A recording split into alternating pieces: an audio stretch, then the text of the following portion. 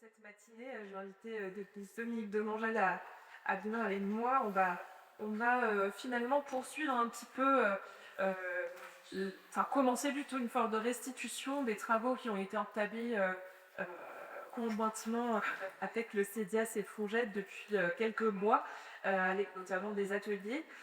Et Dominique, peut-être justement pour commencer, est-ce que vous pourriez nous faire ce petit rappel des faits, des étapes précédentes? Comment est-ce qu'il est né ce projet de cycle d'ateliers, puis de journée aujourd'hui finalement de restitution qui vient clore et entamer une nouvelle étape ensuite? Et puis juste il est 11h20, on devait commencer à 11h, donc peut-être juste faire ici, dans les instants. Je promets de faire très concis.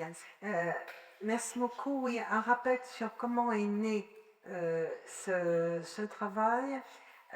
Il est né d'un dialogue, comme je disais tout à l'heure, avec le PAGEF, tout simplement, où on a constaté à la fois qu'on avait des éléments de richesse de part et d'autre, et on a mis des éléments de dialogue. D'ailleurs, je fais une petite parenthèse, je profite de cette introduction pour remercier l'archiviste avec laquelle on a travaillé au départ sur ce projet, Rachel Kera, qui a volé vers d'autres cieux ensuite, et je voulais la remercier parce que le travail de préparation et l'échange qu'on a eu a été extrêmement intéressant et extrêmement fructueux. Depuis, j'en profite pour saluer son successeur, donc Nix Bresson, qui donc a rejoint Paget et qui deviendra notre nouvel interlocuteur. Donc on avait échangé ensemble effectivement sur l'histoire et on avait constaté que dans le dialogue, il y avait des démarches proches.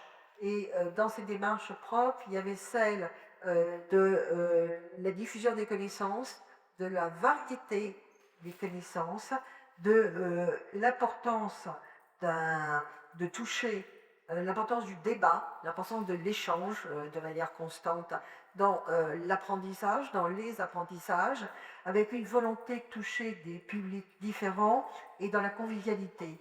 Et donc on s'est dit à partir de là, il y a certainement matière à réfléchir, on ne savait pas très bien exactement comment, et donc on a eu l'idée de constituer des ateliers avec des thématiques différentes. Donc on avait 4 ateliers, 2 qui ont lieu au mois de juin, 2 qui ont lieu au mois de septembre. On a fait des ateliers fermés et on a fait le pari, en quelque sorte, de réunir dans ces ateliers des personnes ayant des parcours totalement différents. Donc des personnes qui représentaient les universités populaires à un degré ou à un autre, soit parce qu'ils avaient été très actifs dans ces universités populaires passées, soit parce qu'ils étaient aujourd'hui actifs dans les regroupements des universités populaires, de regrouper aussi les chercheurs, donc des personnes qui avaient une approche ou historique ou biologique, donc totalement différente, et puis d'autres acteurs qui étaient plus des observateurs de la vie, disons, de l'éducation populaire ou de l'économie sociale. Et je dois dire que, et je sais les remercier beaucoup, parce que à ma grande, pas ma grande surprise, mais quand même un petit élément de surprise, ces dialogues se sont passés de manière extrêmement fluide, extrêmement riche et, je veux dire, extrêmement spontané. Ce qui a quelque part un peu validé la démarche qu'on avait engagée, parce que la structuration hypocrite des ateliers qu'on avait prévus au départ n'a pas forcément été respectée, parce que la dynamique des dialogues et la dynamique, je pense que pour un certain nombre de personnes qui sont dans cette salle, je crois que tout le monde a pris plaisir à participer à ces ateliers en disant que c'était un champ de réponse important. Et donc, je voulais vraiment les en remercier beaucoup, parce que c'était à la fois riche et avec une volonté d'aller vers l'actualité, aller vers le présent et vers comment on peut en tirer quelque chose aujourd'hui sur donc une réforme d'action. Et j'ai terminé par aussi une petite, un petit mot le président de la UPF, Emmanuel a fait allusion tout à l'heure, devait être avec nous ce matin, mais il a eu un grave accident de voiture il y a une dizaine de jours et est actuellement hospitalisé. Donc, il a pu être avec nous aujourd'hui. Il m'a chargé de vous transmettre toutes ses excuses. C'est extrêmement vrai. Je pense qu'il y a une excuse toute trouvée pour le coup, on va pas le en devoir. Alors justement sur ces temps d'atelier, est-ce que on va essayer de voir un peu de quelle façon les enjeux et les questionnements actuels de vos structures sont ressortis de ces travaux-là. Euh, on le voyait là d'ailleurs, il y a plein de sujets qui ont déjà été évoqués à travers les questions et puis les apports, les connaissances apportées par Emmanuel Porte. Mais donc l'un des enjeux qui a émergé lors des ateliers, c'est d'identifier ce que les universités populaires peuvent aussi apporter à ces acteurs et plus largement de façon globale à l'éducation populaire. Dans le cadre de cette réflexion-là, un travail collectif donc, a été mené sur la pertinence de concerner cette idée-là et cette appellation d'université populaire. Il y a cette question de la sémantique qui a été levée et dont on a parlé tout à l'heure brièvement sur ces mots université et populaire. Vous en dites un mot, on écoute. On va peut-être écouter une petite introduction de deux participants et puis je reviendrai sur la sémantique après et que vous l'avez dit brièvement pour ne pas reprendre ce qu'on a déjà eu comme échange. Des intervenants. C'est rare d'être en confrontation positive face à des personnes qui viennent pas des mêmes milieux, qui travaillent pas les mêmes sujets, qui viennent d'environnements différents. Et c'est ce qui nourrit d'échanges plutôt très pertinents parce on reste pas forcément dans l'entre-soi et on se nourrit pas de gens qui sont d'accord entre eux. Et je trouve ça chouette que de ne pas que prêcher des convaincus. Et donc l'intérêt de cette rencontre et de multiplier les avis sans consensus forcément était très intéressant pour moi. Très intéressant pour moi. Et Sarah Jourdain et Romain Miagissé. Donc alors du coup si, il y a de cette part. De voir la diversité des formes d'université populaire, de l'aspect très auto-géré, auto-organisé par des mouvements sociaux comme l'université des mouvements sociaux et des solidarités, portée par le CRID, ou des universités beaucoup plus institutionnalisées avec de nombreux membres soutenus par les collectivités, les institutions. Donc voilà, ça donne une palette large. Je retiendrai quand même une problématique, un point qui peut faire un peu problématique, en tous les cas qui mériterait d'être travaillé. C'est, je formulerai comme ça, comment revisiter en fait l'université populaire en retournant à la racine de l'éducation populaire pour l'envisager comme un outil concret pour s'émanciper des enfermements dans lesquels on est, des enfermements économiques, idéologiques, parfois géographiques aussi. Autrement dit, ça rejoint complètement le projet de l'économie solidaire, à savoir si on crée une université populaire, c'est pour nous unir un peu plus au travers des questionnements qu'on a en commun, d'enquêter ensemble sur les problèmes qu'on veut débattre, qu'on veut mettre en débat, pardon. C'était Gaël Oeno et devant vous et qui parlait pour le mouvement des entreprises solitaires. Donc merci à eux, merci à tous. Et puis donc je reviens un peu sur votre question sémantique sur pourquoi s'appeler université populaire, parce que une des interrogations que j'avais au début était pourquoi l'université du Quai Branly s'appelait université populaire. Voilà, changé de nom entre temps, hein. Mais ça me paraissait tout sauf populaire, et donc c'était une interrogation. Donc je ne vais pas rentrer dans les débats qu'a évoqué déjà tout à l'heure Emmanuel. J'aurais quelques mots pour répondre à ça. D'abord, pourquoi l'université? Quel est l'élément valorisant autour de ça? Je crois que l'idée de l'université, c'est une idée de qualité du savoir. C'est-à-dire, on est tous sur l'idée qu'on recherche, quelle que soit l'activité qu'on a, quelle que soit la matière, on veut que ce soit quelque chose de qualité sur un plan d'égalité ou sur un plan en tout cas d'exigence intellectuelle qui est forte. Ça, c'est la première idée. Et puis la deuxième idée, je crois aussi que dans l'usage de l'université, il y a une liberté de parole. Et cette liberté de parole est à la fois dans un esprit critique vis-à-vis de ce qui a pu être dit par tel ou tel intervenant, mais elle est plus large que ça. Elle est aussi l'idée qu'on peut se situer en marge de ce qui a été dit ou de la problématique qui a été évoquée. Donc c'est une idée de très grande liberté, à l'image de ce qu'on pu être les universités dès leur création dans les années 17e et 18e siècle. Sur le populaire, je retiendrai évidemment plusieurs idées aussi, bien qu'on a rappelé tout à l'heure la multiplicité des entrées de ce mot, mais qui est celle de l'ouverture. On est ouvert, tout le monde peut venir, la porte est ouverte, public sont variés.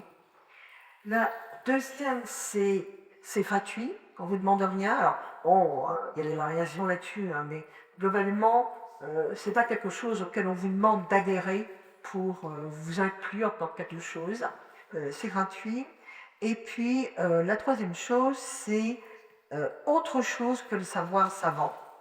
Donc, il peut y avoir là-dedans à la fois des objectifs de complémentarité, des objectifs d'interminative, des objectifs dont pas besoin. Les objectifs peuvent être très variés, mais c'est autre chose. C'est autre chose. Je suis libre d'y aller ou de ne pas y aller, de revenir ou de ne pas revenir. Et donc, je pense que ces éléments-là se lient entre eux et que quels que soient les types d'universités populaires qu'on a rencontrés, ils peuvent s'appliquer quand même assez largement à tout le monde. Et durant les échanges, il y a aussi eu des valeurs finalement qui ont été évoquées. Quelles sont les valeurs représentées justement derrière ces termes et derrière peut-être toutes les structures finalement qui ont participé à ces échanges? Les valeurs, je crois qu'on y a fait allusion largement tout à l'heure. Il y a l'émancipation, je crois, en premier. Il y a l'esprit critique. Donc, je te rejoins un peu ce que je disais tout à l'heure sur la liberté, sur le recul. Et puis, le troisième qui est toujours de privilégier l'horizontal. Toujours de privilégier en termes de communication, en termes d'échange, l'horizontal. Alors, on viendra après sur l'idée que cet horizontal n'est pas forcément au-delà des frontières de l'université populaire, mais je crois que sur ces vagabonds-là, il y a un accord assez large. Alors justement, sur ces... enfin, là, on parle un peu du sens profond finalement de la philosophie qui est défendue à travers les mouvements d'éducation et d'université populaire. Et les travaux ont aussi abordé des sujets très concrets finalement, notamment sur le fonctionnement et la mise en pratique de la transmission au sein des universités populaires. On parle d'horizontalité d'art, on va en parler tout de suite, puisque effectivement, ce qui vient à l'esprit dans un premier temps quand on pense université populaire, c'est un peu le format conférence, qui est quand même un format très vertical. Alors, il y a une vraie diversité de pratiques. Qu'est-ce qui est ressorti des réflexions à ce propos-là? Oui, effectivement, sur les outils, le premier était l'aspect conférence, que nous avons tout à l'heure, avec l'ensemble des déclinaisons des conférences et l'ensemble des recherches alternatives d'autres outils. Donc, je ne vais pas revenir sur les détails de cela. Et il y a le conférence gesticulée, il y a les déambulations, il y a l'arpentage, les journalistes laïques, enfin bon, tout ce qu'on a pu imaginer sur les déplacements, s'il y a beaucoup l'aller vers quelque chose, découvrir le savoir à travers une expérience concrète en se rendant soit dans un musée, soit dans un territoire qui est en difficulté, avec des apprentissages réciproques aussi à cet égard, les ateliers des pratiques, les concours d'écriture, la poésie, les concours de BD. J'avais un nombre d'outils absolument considérable. Et puis, alors, je ne vais pas revenir là-dessus parce qu'on a déjà parlé, il y a tous les outils de convivialité. Et je vais rappeler que ces outils de convivialité, on en parlait tout à l'heure avec les programmes des universités populaires, ils existaient dès l'origine des universités populaires. ils existaient. Alors, il y avait des aspects pratiques, parce que évidemment, les gens travaillaient tard, et donc venir à une conférence le soir, ou à un débat ou un échange, c'était pas forcément très facile. Donc, les gardes d'enfants, il y avait des cantines, hein, souvent populaires, qui étaient couplées avec l'université populaire. Donc, ces outils de convivialité existaient, et ils existaient aussi en termes de jeu, en termes de musique, il y avait un aspect ludique, une composante ludique, une composante de rêve, c'est-à-dire l'université populaire fournissait du savoir, mais il fournissait un plus, une dimension qui s'ajoutait au quotidien. Et donc ça, c'est un élément important, parce que je crois que l'idée du jeu, l'idée du rêve, l'idée de quelque chose de très agréable et qui donne une dimension, une autre dimension à ce que peut-être la participation populaire était présente dès le départ. Alors, elle a peut-être un petit peu disparu dans un certain nombre de là, mais ça dépend beaucoup du type d'université, comme je disais tout à l'heure. Souvent, les universités codulaires étaient issues de, de, de schémas de création très différents. Donc, quand elles sont couplées avec un équipement culturel, comme celui du Havre, par exemple, couplé avec le volcan, on est évidemment dans une démarche culturelle très forte, avec des ateliers, des dialogues, des ateliers de théâtre, un dialogue très fort avec l'équipement humain, la participation à des séances, etc. Donc là, j'ai dit un peu plus où les dimensions de rêve, les dimensions artistiques s'inscrivent elles-mêmes dans cette pratique-là. En revanche, quand vous êtes dans une université populaire et dans la mouvance d'une collectivité locale, comme l'université populaire, par exemple, de l'eau et du développement durable du Val-de-Marne, vous êtes dans quelque chose qui va évidemment être sur un terrain de constat sur la biodiversité ou sur la pollution ou sur la terrain. Donc là, sur les ateliers beaucoup plus pratiques. Et c'est vrai que quand vous êtes rattaché plutôt à l'université, comme l'exemple qui a été cité de l'INSEC Paris 8, bon, vous êtes dans une démarche qui nous demande une démarche qui est beaucoup plus intellectuelle, beaucoup plus universitaire. Donc, ces éléments-là découlent beaucoup des conditions ou du projet initial de création de l'université, mais je crois qu'il ne faut pas oublier, dans la dimension d'émancipation, il y a une dimension d'émancipation action, en quelque sorte, d'implication, mais il y a aussi une dimension de je rêve d'autre chose, je projette d'autre chose, qui existait dans les universités populaires, et c'est sans doute une des raisons pour lesquelles elle a été retenue comme installation, y compris par des structures qui sont assez loyées peut-être à la démarche de l'université populaire. Il y a eu aussi pendant les temps d'échange questionnement autour de la pratique du croisement des savoirs. Qu'est-ce qui s'est dit pendant ces ateliers sur cette question-là? Alors, l'échange des savoirs, c'est un relié beaucoup avec les publics qui viennent dans les universités populaires. Et donc, la démarche est très liée, les publics sont très liés à la démarche elle-même des universités populaires. Je voudrais quand même insister sur le fait que même dans ce qu'on pourrait considérer comme les universités populaires sur un schéma assez proche de l'Allemagne, donc avec des activités sportives, avec des randonnées, avec de la musique, il y a une motivation très forte de participer à ces activités. On n'est pas dans quelque chose de passif, on est quand même dans quelque chose qui... Je pensais aussi à la construction par ATD Carmonde de ces universités. On est là aussi dans une démarche avec une motivation. Alors, motivation pas forcément facile à organiser, etc., avec une motivation forte des publics. Donc c'est vrai qu'on est à la fois quelque part dans des publics restreints, parce que le focus du public que l'on vise dépend un peu du projet initial, mais avec l'idée qu'il y a une interactivité quand même assez forte au sein des universités populaires. Alors après, on a parlé tout à l'heure d'équipes d'universités beaucoup plus engagées, avec un aspect militant très, très fort. Je préfère engager que temps parce que on couvre une variété de démarches. Là, il y avait peut-être, au-delà de l'organisation un peu classique, le fait d'avoir des moments forts. Par exemple, ce que fait le CRID, le Centre de recherche d'information sur le développement, et avec des universités d'été, donc il réunit un ensemble d'associations pour des moments forts tous les 2 ans. Donc on est dans une démarche associative qui elle-même regroupe des associations.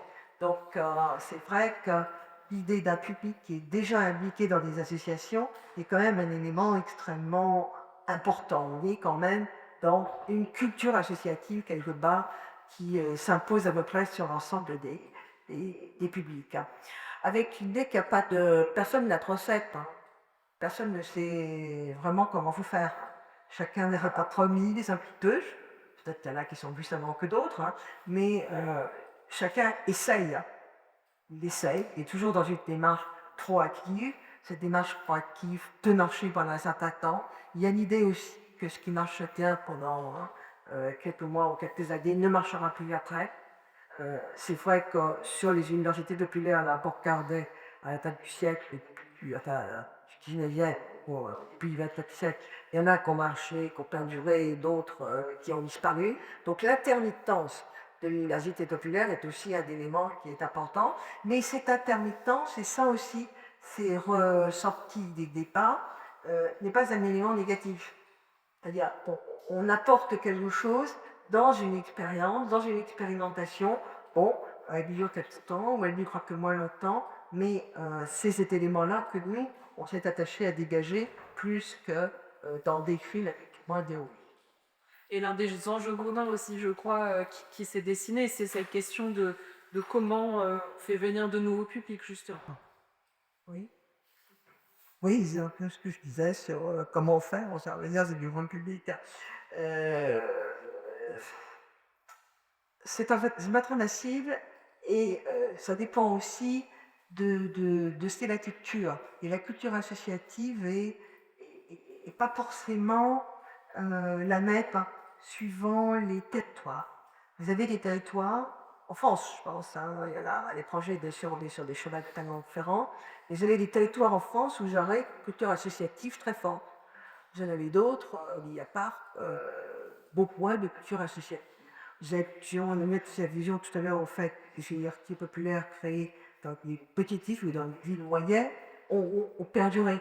Alors, je n'ai pas fait le croisement avec la culture associative de ces territoires, mais je pense que souvent, c'était des territoires dans lesquels il y avait une culture associative forte. Bon, donc dans ce cas-là, ça marche mieux que dans les autres. Il y a le fait de relancer aussi de l'évaluatif, donc tous les ans, des hurrahs, etc. Mais c'est pas très facile. Il faut accepter que ce soit pas très facile et il faut accepter que ce soit une des règles du jeu. Autre question, et puis qui est finalement tout à fait au cœur finalement de ce que ce que veulent être en tout cas les universités populaires, c'est cet aspect démocratique, que les gens s'y rendent, soit pour la convivialité et lien social ou pour acquérir des savoirs. Le sujet central, c'est aussi cette question des pratiques démocratiques. De quelle façon est-ce qu'elles parviennent à être des espaces, voire des outils de démocratie directe? Est-ce que des choses sont ressorties des débats? Ouais. Il y a plusieurs sens, en fait, comment est la démocratie dans les universités populaires. Vous avez des démarches qui sont internes, mais est-ce qu'il y a un fonctionnement démocratique dans les universités populaires? J'ai envie de vous répondre qu'il est assez proche du fonctionnement démocratique des associations. Donc avec une diversité forte, je ne crois pas qu'il y ait des spécificités. Il y a toujours l'idée d'un apprentissage de décision collective, une démarche critique, voilà. Mais je ne crois pas qu'il y ait de spécificité là-dessus des universités populaires. En revanche, on a beaucoup plus échangé dans l'atelier sur l'aspect extérieur, donc de démocratie directe. Alors, il ne faut pas se cacher la réalité. À la fin du XIXe siècle, les projets des universités populaires n'étaient pas très démocratiques. quand vous lisez les comptes rendus de la Fédération des libertés populaires en 1905, vous explique quand même comment on va expliquer aux ouvriers quels sont les éléments de la décence. Puis une fois qu'ils seront assez instruits, ils pourront peut-être participer effectivement à l'organisation, au fonctionnement des universités populaires. Hein. Donc le projet initial n'est pas en lui-même, ne porte pas en lui-même un élément de démocratie, mais il revend en manche, il porte un élément d'ouverture.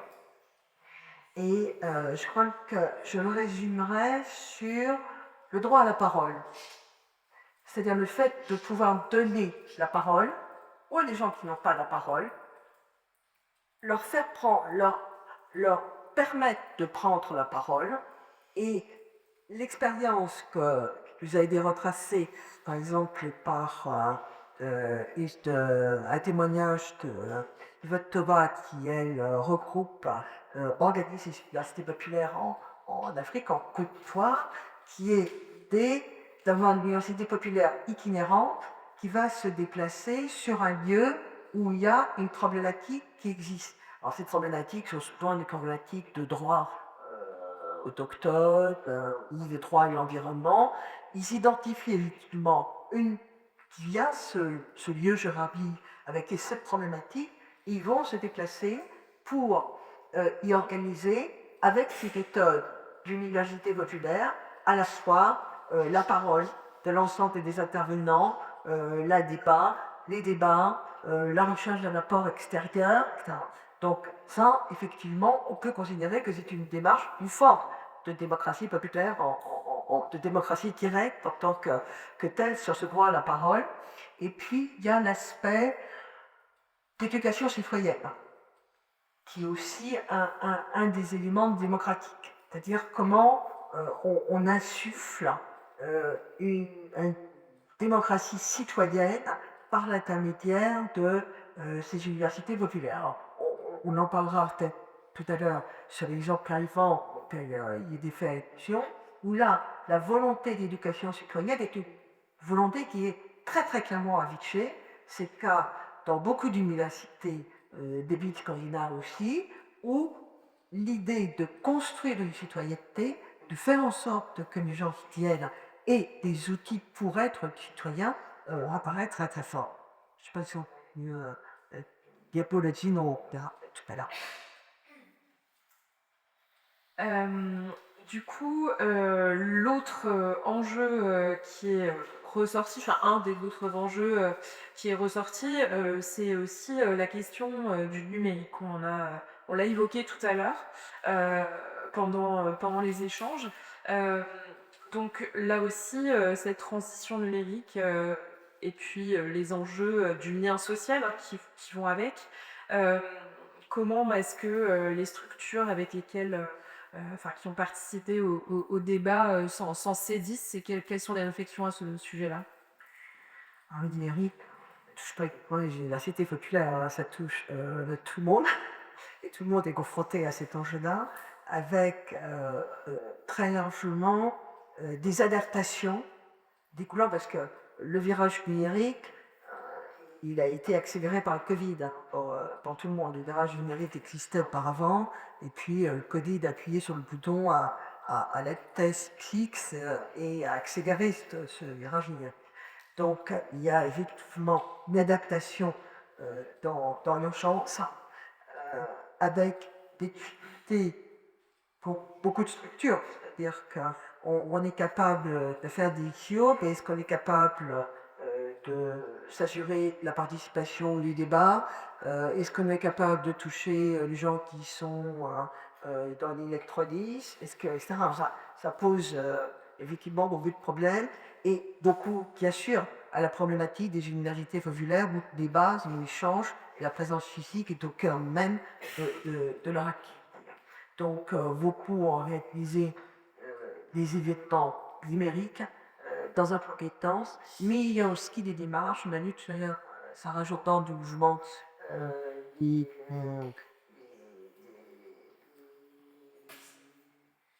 comment ça s'appelle, MJC, je pense, je sais pas si le mouvement est peut-être dans les FIC, qui se sont saisis de cet outil qui existait déjà un petit peu pour construire avec des jeunes, notamment, de nouveaux outils numériques.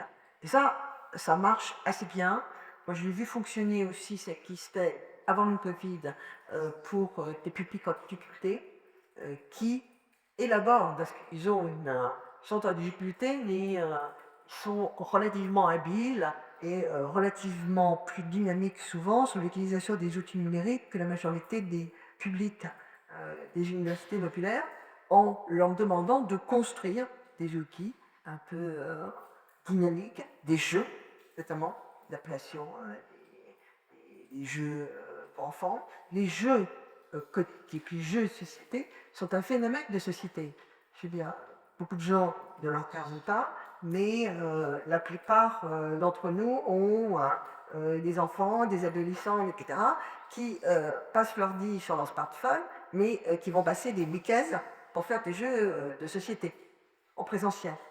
Donc, il y a là un élément dont sont saisis effectivement les JC, et aussi le fait de leur demander d'utiliser l'IA pour construire des fakes et pour savoir comment on construit les fakes, comment on les déconstruit. Donc, c'est cet exemple est intéressant parce que ça veut dire qu'ils ont ajouté à leur portefeuille d'activité cet élément-là, et alors là, pour le coup, ils ont attiré les jeunes, ils ont su faire ça de façon remarquable. Moi, j'avais eu l'expérience dans le monde de l'enfance protégée. Il y avait effectivement déjà ce type d'expérimentation où vous allez construire des vidéos par les jeunes. Maintenant, on y était naquis, et des résultats époustouflants. Donc ça, c'est un des éléments, c'est comment est-ce qu'on peut avoir d'autres pratiques à travers le numérique. Certains sont nuls, mais on revient là plutôt à un public jeune qu'un public qui ouvre l'ensemble des hyperactivités populaires. Alors, un petit mot peut-être pour finir là sur l'Allemagne. J'avais mis, Yvan, la première page au Volkshochschule, qui ont participé à des adoptés, parce que dans leur présentation, c'est la présentation, vous avez des vidéos derrière, des pièces, tout ça, il y avait dans leur mission la transmission des valeurs démocratiques, la construction du sentiment d'appartenance à la communauté et l'idée de créer des perspectives. Donc c'est une démarche qui est une démarche. Ces Volkshochschulen sont collées à des universités, donc elles sont effectivement dans des situations très différentes des universités populaires françaises, mais elles sont dans une démarche de construction de citoyenneté, de participation, d'intégration qui est très très forte. Elles nous ont d'ailleurs, je ne cacherai pas, des difficultés terrain-peu aujourd'hui, parce que suivant l'ordre dans lequel elles sont implantées, les difficultés de financement varient en fonction de la qualité politique. Mais c'est intéressant parce que c'est aussi une démarche possible. Très bien, je pense qu'on va peut-être se tourner vers la salle à nouveau. Est-ce que vous avez des questions, des remarques, des choses que vous aimeriez partager, peut-être pour celles et ceux qui étaient partie prenante de ces temps d'atelier? Ou est-ce que vous a épuisé? Peut-être.